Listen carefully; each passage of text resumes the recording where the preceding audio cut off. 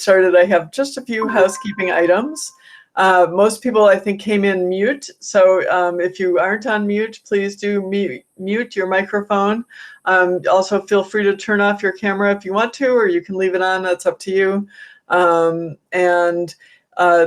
If you're not familiar with Google Meet, there are a number of different screen settings, and you'll probably get the best view of Jessica and the presentation this evening if you change your screen to the spotlight setting. You can do that by clicking on the three dots that are in the lower right-hand bottom corner of your screen and pull that menu up to change layout, and then choose the spotlight setting, and that allows you to just see the speaker. While you're in that screen, you can pin Jessica to the screen in the middle of the screen. If you hover over the middle section, there will be some little icons that come up, and one of them looks like a pin. And if you just click on that, then it won't switch back and forth if there's any kind of background noise or anything once Jessica gets started. So don't do it yet, or you'll be stuck on me. But when Jessica gets started, then you can pin it. So we will be recording this evening's presentation and making it available for later viewing. So please do keep that in mind. We will have a question and answer period following Jessica's presentation. After her presentation, Jessica will engage in your questions, and there's 3 different ways to ask questions. One was an opportunity to submit questions ahead of time. Those have been provided to Jessica, and I will prompt her as well at the end with those if they didn't come up during the presentation. We also have the opportunity to submit questions in the chat box, which is in the upper right-hand corner of your screen. It looks like a little conversation little bubble there, and if you click on that, then it opens up the chat box, and you can type in your question. Your question there does appear with your name, and so if you would like to ask a question more privately, then you can feel free to email it to me. And my email is Betsy, betsie.norris@adoptionnetwork.org, and I will put that in the chat box. I believe it shows up as a link, so if you want to just click on it and send me an email, then I can ask your question for you. So during question and answer, we are asking people not to unmute and ask your own questions. It's easiest, we found through the series, to channel your questions in the 3 ways that we mentioned. We hope that this series is helping to provide opportunities for community, exploration, and comfort. The series is designed to nurture our spirits during this difficult time. I was telling Jessica that her presentation is more timely now even than a month or 2 ago when she first came up with the topic. So I'm very thankful to be here. All of the speakers in the series are generously volunteering their time. And as I mentioned, we are posting the recordings. This is our 8th and our final one. For now, we're going to be taking a break for the summer. So far, we have had, and you can find the recordings of Sharon Rosia, April Dinwiddie, Leslie Johnson, Kate Vogel, Dr. Jennifer King, Moses Farrow, Leslie Pate McKinnon, and David Bynum, who actually showed a documentary film, so that one was not recorded. As we wrap up our 8th session, after which we break for the summer, we're excited that we've been able to offer this lineup, and we are planning some fun activities for the summer as well. Let's see. So in addition to the speaker series, we do have a number of virtual offerings, and we've got general support and discussion meetings. We've got meetings for parents. So you can see our website on the calendar. There's lots of different opportunities. So for now, I've got the pleasure of introducing Jessica Fisher with her talk entitled Practical Techniques for Self-Care. Jessica is a treatment coordinator with the National Youth Advisory Program, where she works with youth in foster care, coordinating treatment and providing therapeutic behavioral services. Jessica, who specializes in mental health and trauma, graduated from Cleveland State University with a BA in social work and is working towards her Master's of Social Work at the University of Denver Advanced Standing Social Work Program. Jessica is an adoptee herself, and we've been proud to be able to have her at Adoption Network Cleveland this year as an intern, where she is working with us as part of her graduate studies.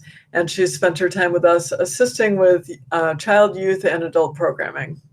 Jessica has facilitated intensive outpatient and non-intensive outpatient group therapy, providing individual counseling and helping train staff on treatment curriculum at the Center for Families and Children.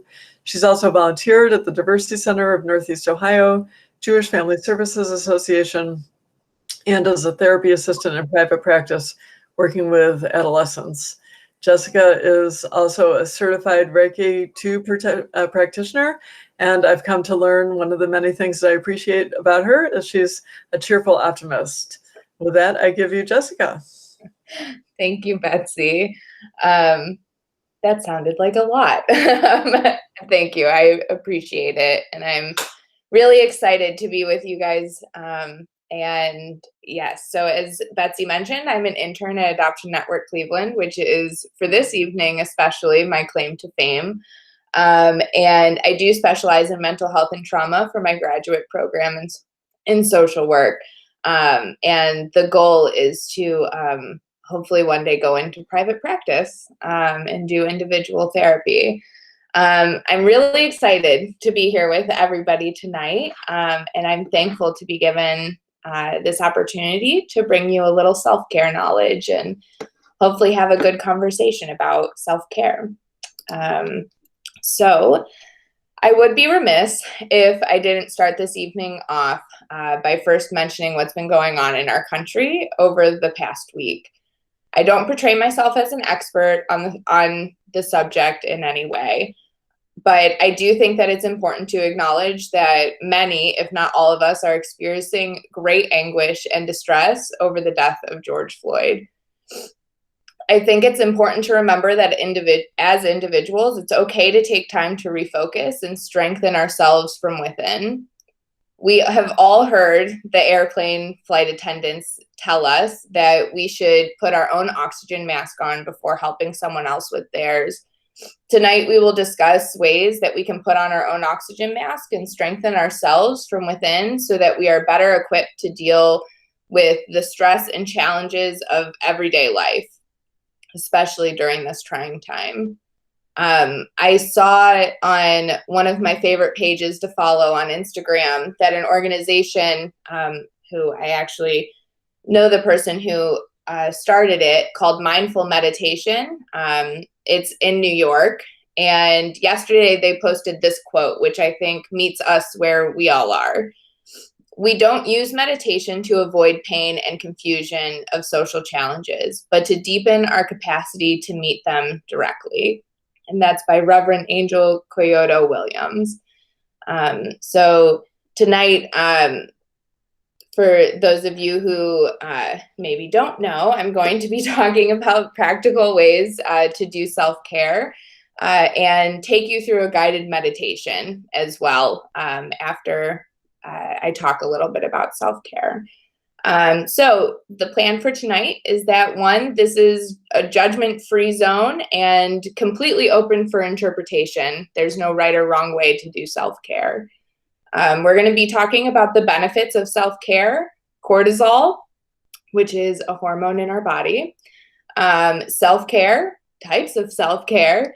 We're going to do a meditation on self-love. And then, as Betsy mentioned, we will have time for questions. All right.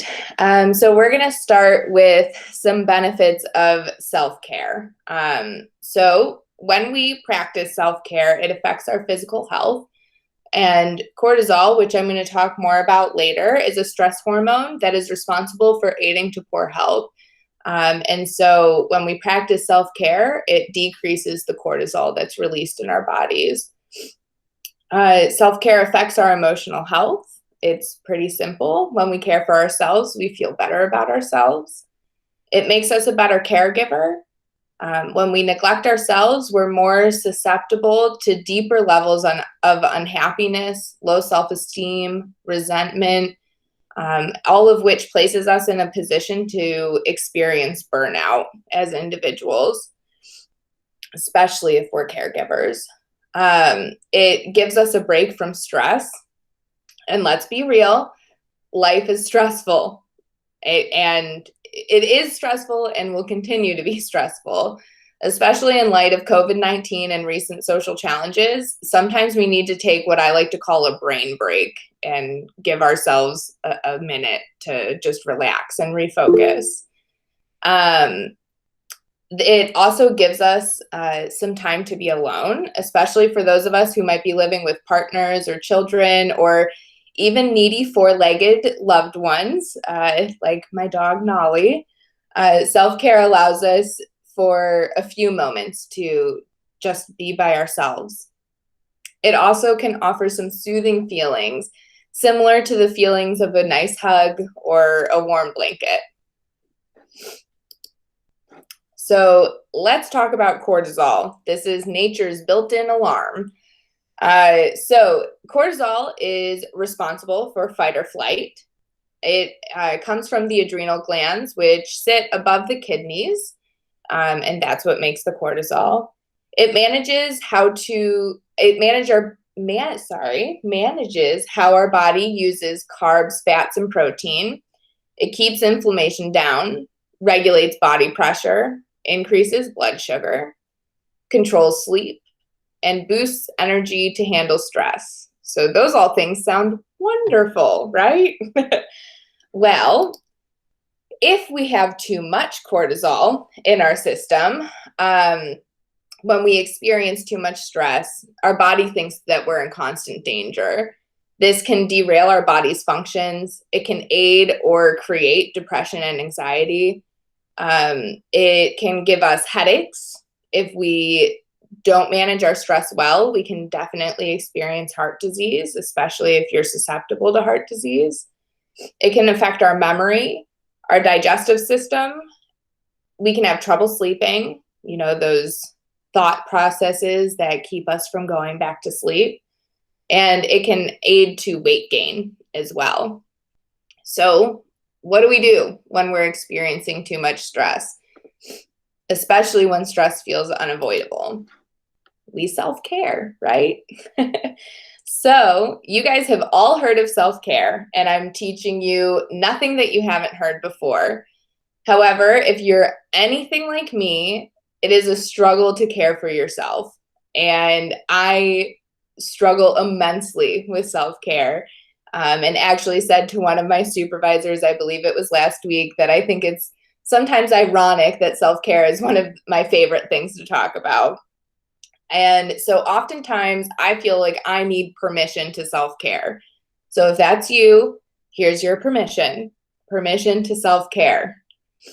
I believe that one of the most important benefits of self-care is scheduling. So if you schedule your self-care, you're more likely to do it. Even if that means putting a little computer reminder in your calendar that says, go do this for 10 minutes. Sometimes that's just enough to give you that boost to do something for yourself. I have scheduled time for meditation every morning and every night. Sometimes it's 2 minutes and other days it's for 30. There's no judgment there. There's just some days that I wake up a little bit later than others. And I often find, or we often find, that I make an excuse that I don't have time to do self-care. I'm far too busy. And we all do have time. We just need to find it. If you're a parent, carving out time before your children wake up, even if it's only 5 minutes, or once they go to bed, usually we go to bed after children do. Sometimes just doing something for yourself in those moments can be very beneficial. Or if you're really struggling to find some alone time, find a group activity that everybody can self-care at the same time. I often talk to friends who have children or clients who have children or the foster parents that I work with about doing some type of art activity or exercise activity or having a random dance party. I know when I was nannying for a little boy, we used to have dance parties on a regular basis, and that was maybe more for me than it was for him, but it definitely helped the day run a little bit more smoothly, and I now watch those videos and they bring me a lot of joy just because they were so fun. So types of self-care. Let's start with some exercise. So exercising is one really great way to self-care, and sometimes we can be a little bit more motivated to do some exercise, whatever that might look like. So different types of exercise that can be used as self-care. I'll start out with talking about yoga. So yoga is super beneficial, and there's a lot of different types of yoga out there. For those of us, me included, who may not feel like they can do a whole session of yoga, there is chair yoga available. And especially during the stay-at-home order, using YouTube for yoga is super beneficial. There is a YouTuber called Adriene, and if you type in YouTube yoga with Adriene, you will find 30-day challenges, yoga for anxiety, yoga for sleep. I often do her shorter sleep yogas before I go to bed, just to stretch out and relax and get away from technology for a little bit. There is also gym workouts. Maybe you want to get a personal trainer. There is stretching, walking, jogging, hiking. Any of those things qualify as exercise. Dancing, as I mentioned before, putting on some random music and dancing all about, even if it's just for a few moments, it gets your heart rate moving, gets your body moving, can definitely be a great way to burn off some steam. And of course, at-home workouts. And if you guys are on Instagram or even YouTube, there are hundreds of home workouts that have been posted, especially during this time. And I know that I personally follow Alessandra Skutnik, and she has posted quite a few at-home workouts that I've been doing when I find the time to do so.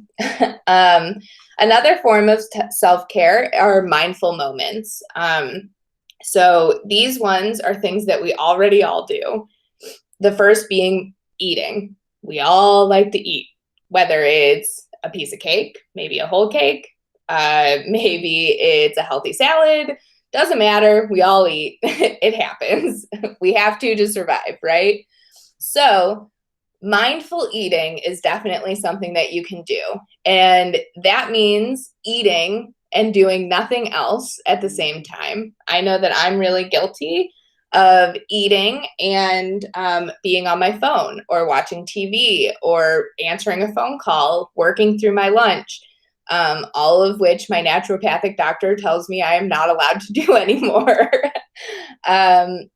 Another form of mindful eating is actually an exercise. There's a meditation that you can do.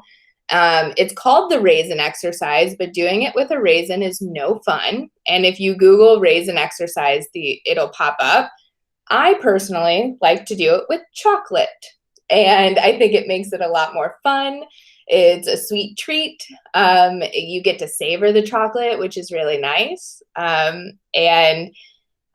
So yes, mindful eating and with chocolate. It's like a win-win situation. Another mindful moment is deep breathing. So we all breathe. It's something that we do daily. Sometimes we forget that we breathe, and sometimes we're not mindfully breathing.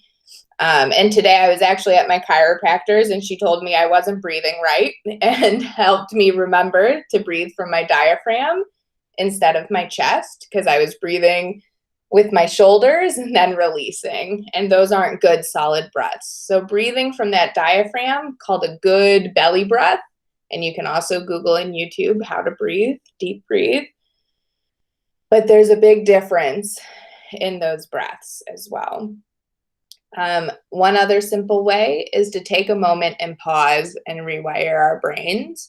I don't know about any of you guys, but there are some days that I wake up at 7 a.m. and before I know it, it's 11 p.m., it's dark outside, and I have no idea how I got there or what I did that day because I had been so busy. So taking a moment just to pause, acknowledge time, acknowledge what you've done for the day, and maybe take a couple of deep breaths just to refocus and kind of ease back into the work that you might be doing. I know if you're anything like me, working from home has been a little difficult. So making sure that you're being kind to yourself. Other types of self-care that I'll quickly go through, a check-in with yourself. If any of you guys have heard the acronym HALT, it stands for hungry, angry, lonely, tired. So especially if you're feeling a little overwhelmed, or maybe like you want to cry, or that things are just really stressful and you don't know what to do next, or maybe just angry, tired, sad, any of those emotions, checking in with yourself, making sure that you're not feeling hungry, that you've eaten today. I know I often forget to eat. Making sure I'm not angry about something, and if I am, addressing that, maybe calling a friend, a colleague, a professional if you need to. Lonely, especially during quarantine, things can get a little lonely. I live alone with my 4-legged dog. Sometimes I need to do a Zoom call or a FaceTime, and I've got a lot of really awesome colleagues who have done that with me. And tired. How much sleep am I getting? Did I get adequate sleep last night? Do I need to go take a nap? Today was one of those days that I needed a nap, and I did so. So making sure that I check in with myself and where I'm at, and if I'm taking care of me. Sometimes just those little things can make a big difference in the day. This one's probably my favorite. Unplug and take a moment away from social media and the news. Right now, things are really overwhelming. I personally do not watch the news anymore. If I want to find out information about something, I read it. There is a great company called Skim, Skimm, I believe. And they have an app that you can download on your phone, or you can sign up for their email every day. And they give you a skim through all of the current events. And it's literally just a mini paragraph. It usually has some type of humor tone to it. And it's something that gives you a brief overview of what's going on. And then if you want to know more about a topic, it'll either give you a link, or you can Google, go to npr.com, something that you get to choose then the information that you are learning about. The media, especially today, pushes a lot of information, and sometimes I feel like they don't have permission to give me all of that information. And so this is a way that I can control the info that's coming in to me. Remove toxic people out of your circle and seek out the happy people. I've done a really good job of that. I cut people away that don't serve me and don't help me grow as a human person. That's a great sentence. Laughter. This is one of my favorites. Sorry if you can hear my dog talking as well. So laughter. My brother has done an amazing job at helping during quarantine and has been sending old home videos to all of us, which is usually timed at the perfect time of day. And I get to laugh hysterically at these ridiculous videos and hear messages from my grandparents who are no longer with us. And it's just been this really sweet sentiment. So finding ways that you can laugh. Maybe it's calling a friend, watching funny videos. Before everybody logged on, Betsy told me about a Twitter account called Room Rater, which I'm going to be checking out after this. And they rate people's rooms during their Zoom calls. So like as you guys would rate my room, it's that kind of Twitter page. So finding things that you can laugh at and release some happy hormones with. Massage, chiropractic, making sure you're taking vitamins, but consult a naturopathic doctor or a doctor before you do those things. Reiki, as Betsy mentioned, I am a Reiki 2 practitioner, and Reiki is energy healing. And so maybe you want to see a Reiki practitioner and get some healing done that way if you're not comfortable with massage. Schedule more sleep. Make sure you're getting enough sleep. And intention setting. What's my intention for the day? Something along the lines of, today, I will be kind to myself, be patient with others, give generously, stay grounded, persevere, have fun, and eat well. And sometimes I do most of those things and other times I don't. So intention setting, just being mindful of what you are setting out for the day.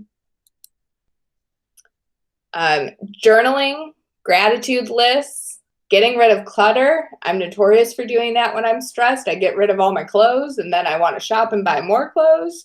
That's another form of therapy, right?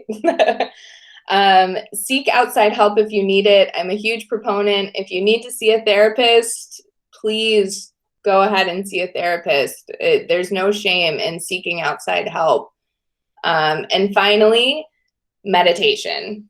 Find a practice that works for you if this is something that interests you. Maybe it's 2 minutes in the morning. Maybe it's at night. Maybe it's a little bit longer than 2 minutes. When I started meditating, I started with 60 seconds every morning. And then I decided that I could spare another 60 seconds at night. And slowly but surely, through that process, I started meditating for longer. And there are some days, as I mentioned before, that I can only meditate for 2 minutes. I'm too busy and things feel overwhelming and it feels like a waste of time, even though I know that it's not. And then there's other mornings where I wake up at 6 and I have a whole 30 minutes to meditate and it's just phenomenal. I personally like to do guided meditations just because it helps me focus a little bit more. I tend to have an anxious brain that likes to wander. I don't know if any of you guys can relate to that. So guided meditation is kind of another voice in my head that isn't my own, that helps guide me down a path that I can help breathe and calm down. Other ways that you can meditate. So there's lots of meditations on YouTube that you can go out and find. Insight Timer, Calm, and Happier are all apps. I'm not entirely sure if they're all free, but if they do cost any money, it's just a couple of dollars. I believe Insight Timer is free.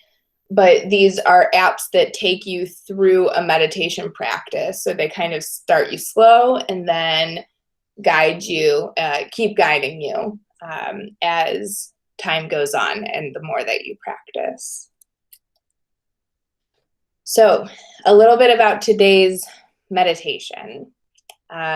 This is an invitation into self-love. So I found this meditation from Mindfulness Exercises. So it is adapted from that. I did remove a part of the meditation that I didn't want to do this evening, but it's mostly completely adapted from this website. And it is called Self-Love Meditation.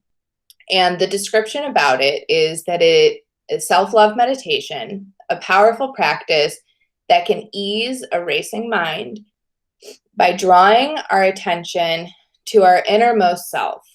We find our source of inner peace and acceptance. Stressful thoughts gently diminish as we gain the peace required to move forward with grace. So I thought tonight would be a good night to take a moment for ourselves, to honor ourselves and appreciate ourselves. And so I thought this would be a good meditation. So please find a way to make yourself comfortable. You can turn off your video if you want, or you can keep it on, and please remain muted as well. You might want to turn your phone on silent or airplane mode so that there are no distractions. Get into a nice, relaxing position, removing any distractions for the duration of the meditation, and just find a comfortable position.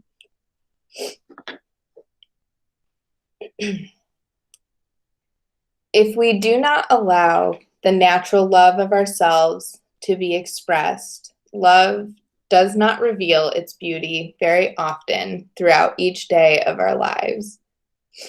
Take the very first action in self-love right now. We're going to start with our breathing. Your ability to breathe at will in all different kinds of ways. Your breath has been there literally our entire lives, changing as needed to the demand of exciting circumstances and flowing effortlessly when we are resting. Taking multiple full deep breaths every day is proven to change our bodies and our minds for the better. Take in 5 full and deep breaths, holding it for a moment at the top and naturally exhaling. Inhale a nice big breath, expanding your belly and lungs as much as you can, and hold it. And gently exhale with relief. Inhaling fresh oxygen that will be supplied to your bloodstream. Holding it to soak it all in, and exhaling without any effort. Inhale, feeling rejuvenated and invigorated by this breathing. Hold it. And exhale easily. Inhale, noticing how breathing fully comes naturally to you. Pausing to soak it in. And exhaling any tension or worry. And 5, inhaling fully is an act of self-love. Pausing to feel this love. And exhaling into complete relaxation. Now let your breath flow at a pace without any effort from you now. Deep breathing increases the supply of oxygen to your brain and stimulates the parasympathetic nervous system, sometimes referred to as the rest and digest system. By breathing deeply and often, you are commanding your body to rest, which relaxes and rejuvenates you. This is self-love in its simplest form that anyone can do at any time of day. Now, let's honor ourselves by relaxing the mind even further. Notice how your thoughts are rising in your mind, one after the other. See them come and see them go. Some thoughts linger for some time, and some thoughts only come for a split second. If you really focus, you will notice even smaller thoughts, such as describing the world around you or labeling things in your surroundings. Let your hearing become super alert now, and try to focus on some sounds around you.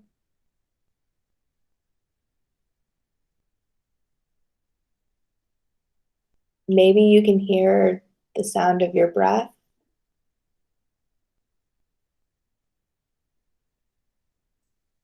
Maybe you can hear nearby nature if your window's open.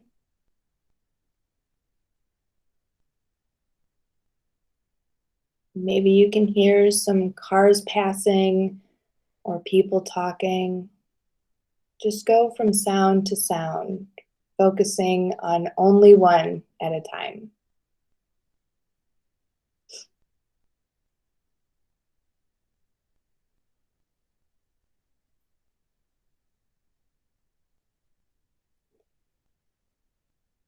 Now, stop focusing on any sound in particular and just allow all of the noises around you to come in equally. And when you hear them, they almost act as tiny waves of relaxation, calming your mind.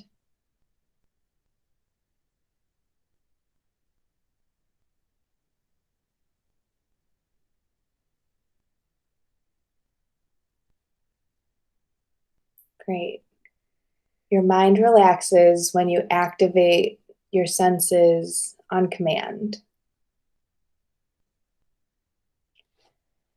Another form of self-love is observing your mental chatter. In order to have great self-love, you must expand the good things you feel about yourself and challenge any negative thoughts as soon as they arise. So, hear yourself saying, "When I fully love myself, I am able to fully love others."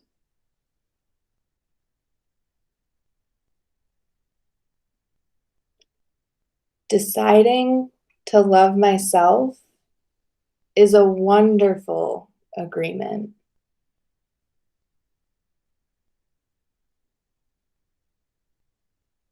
Each day, I allow my love for myself to grow more and more.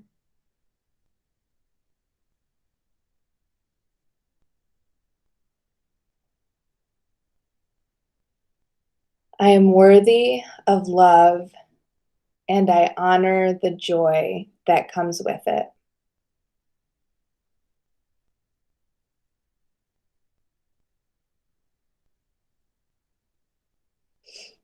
Deciding to love myself unconditionally, no matter what happens, feels wonderful.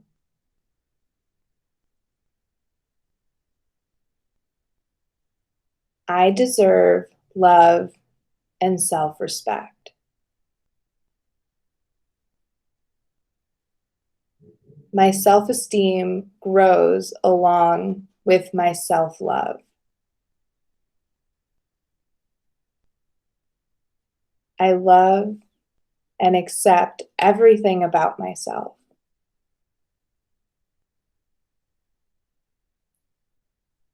I completely and always love myself.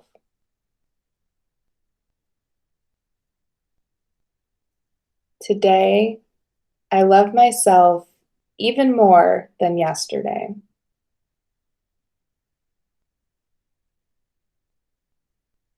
Truly loving myself is easy for me.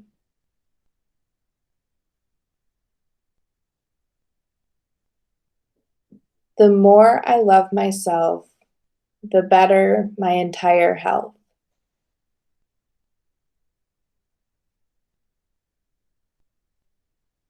I love every moment of my existence.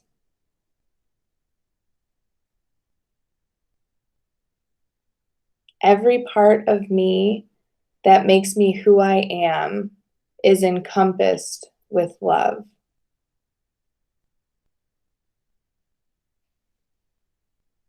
I have unconditional love within me that overflows in abundance to those around me.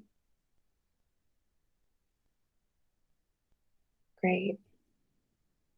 Now, if any of you guys closed your eyes, you may gently open them. Take a fresh breath.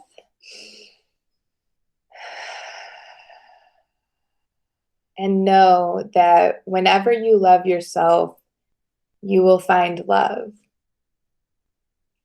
Thank you. So, how can mindfulness help with self-love? It helps you watch what you say to yourself. Most of us are honestly our worst critic, and we often say things to ourselves that we wouldn't say to anyone else. It helps us notice the energy behind your actions. If you notice after saying those affirmations, you might feel a little bit more confident or comfortable. It reminds us to be kind to ourselves, which in turn helps us be kind to others.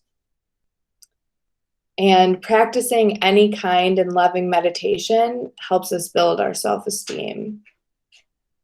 Please remember that you are worthy of love. You're worthy of taking a moment to yourself. And please be kind to yourself and one another. I'd like to thank you all for being here with me tonight, and as well as Betsy and Adoption Network Cleveland for having me this evening. And I believe that now we get to open things for questions if you guys have any.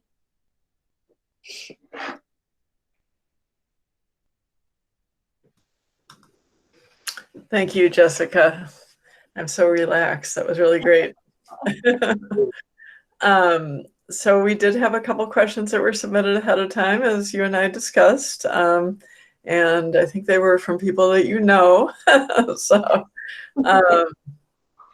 let me get to that. Okay.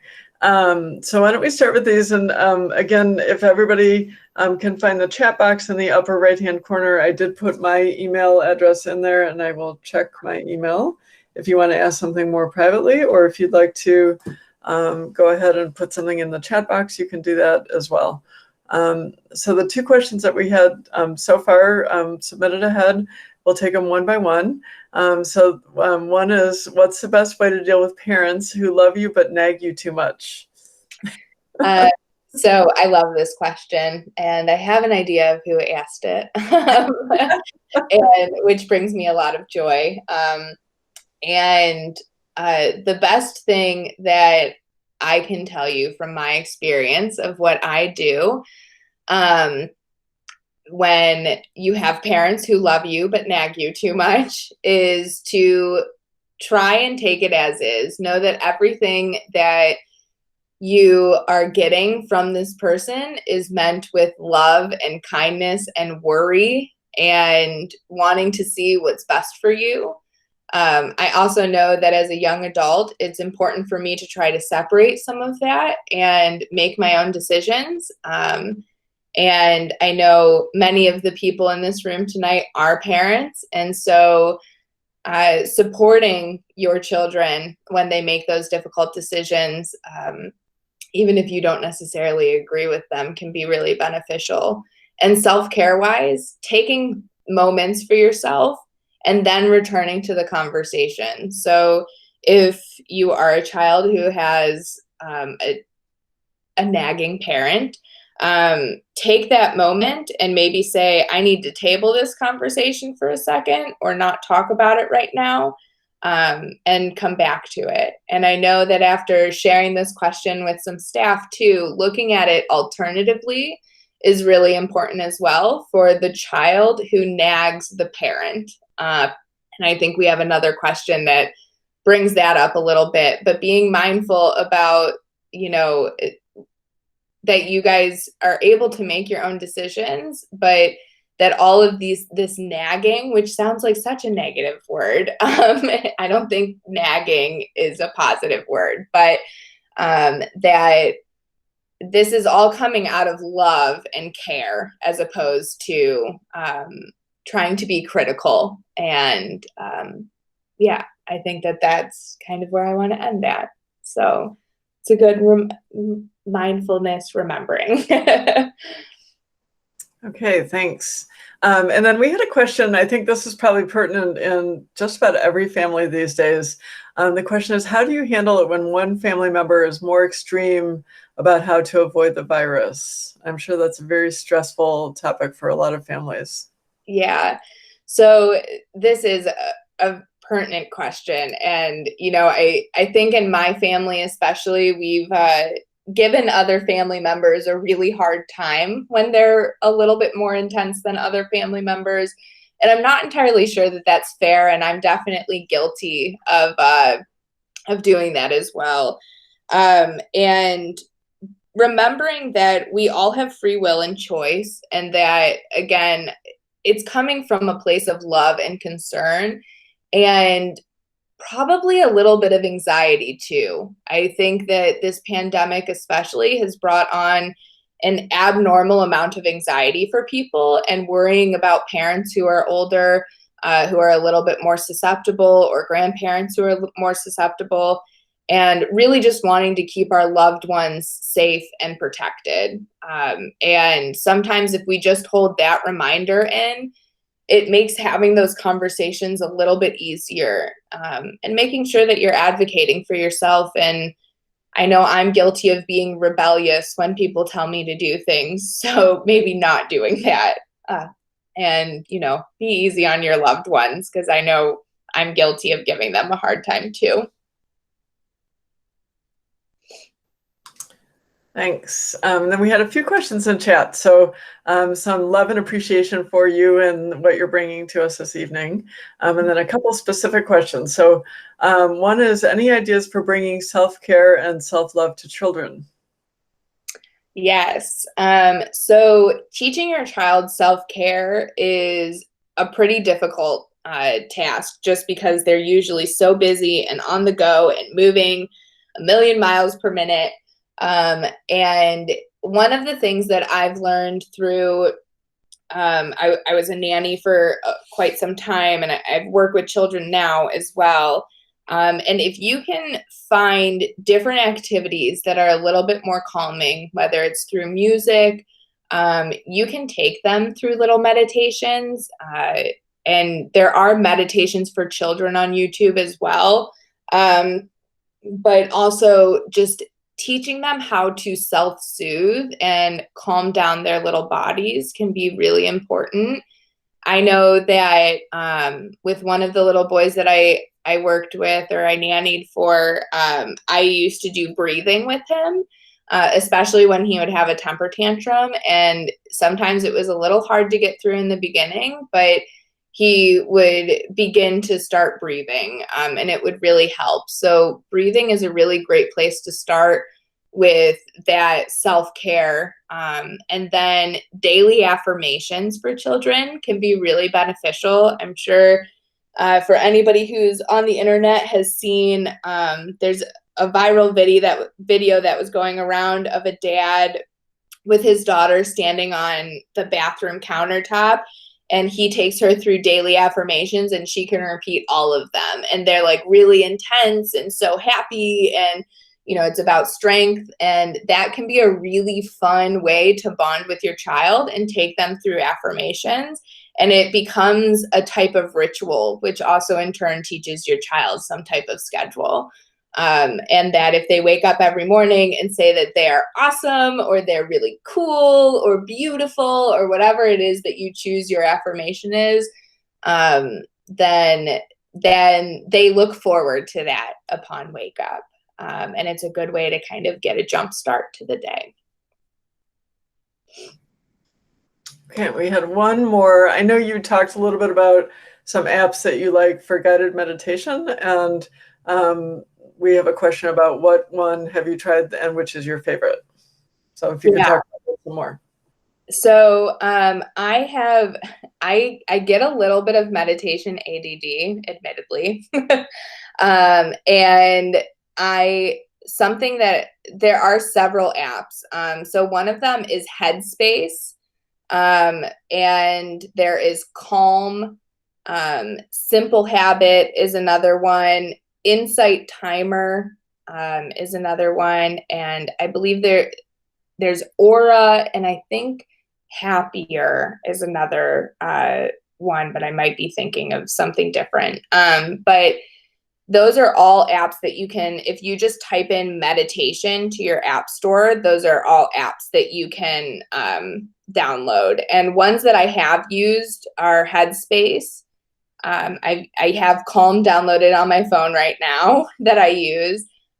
Insight Timer, and I have used Simple Habit as well. And I really like Calm because it gives me a variety of different meditations that I can use. And it kind of it helps me. It gives me reminders like, hey, did you meditate yet today? Headspace is pretty cool too. So it goes through and creates like a practice for you and slowly eases you into the meditation world. So those are probably like my two favorite ones that I've used. Insight Timer can be a little bit harder to figure out how to use, but either way, they're all super beneficial, and you can kind of download and pick and choose what you prefer. Thank you. Any last questions for Jessica before we wrap up? If so, go ahead and type any last questions in the chat box.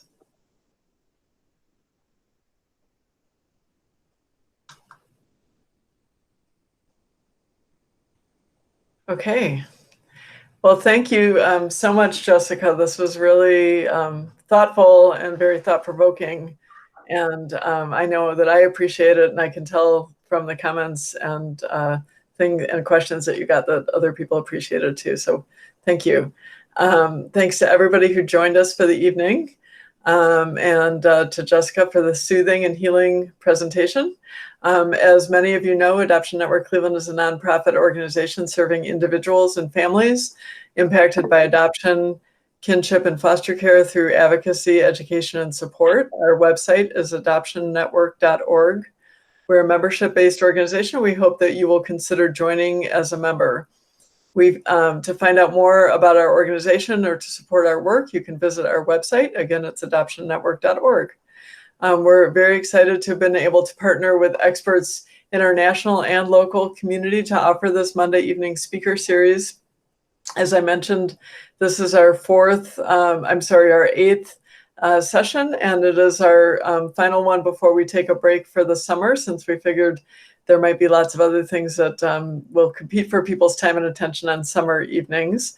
We really appreciate you being here and joining us for this program. We do have virtual meetings and different support opportunities that are offered virtually right now, as well as we're looking at some other fun programs for the summer. So please check out our website and our calendar. Thank you very much. Good night.